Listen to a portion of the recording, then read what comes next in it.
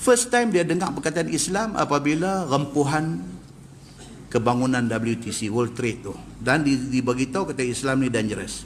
Islam ni suka kepada terorisme, suka kepada keganasan. So dia kata Islam ni, dia buat kesimpulan Islam ni, dia kata satu dangerous.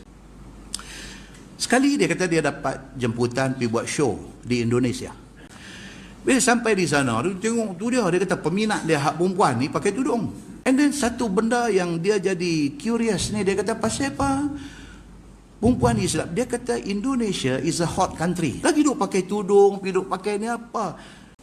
So selama dia duk buat show di sana, dia dapat kesan, dia kata depa ni budak-budak hak peminat dia hak Islam ni pakai tudung apa semua ni, dia kata they are very kind. Dia kata no, tak ada siapa paksa. Dia kata ini kami punya agama. Dia kata kami ni like a diamond. Oleh kerana kami barang mahal, kami kena tutup. This is my choice and I'm very proud of it. Dia kata untuk kali kedua dia terkejut. Dia kata.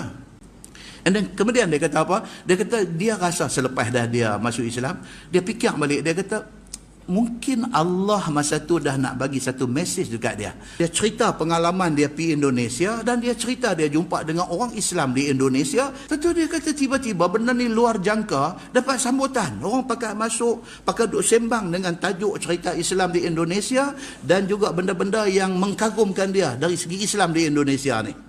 Melalui media ni, dia mula dapat tahu ni, yang kata Islam ni apa. Tapi Islam tak. Dia kata Islam ni, dia punya teaching, suruh tolong-menolong di antara satu sama lain.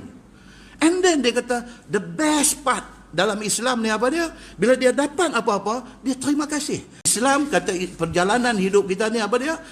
Nak pastikan kita hidup di atas jalan yang lurus, yang benar, dan kita nak keredaan Allah.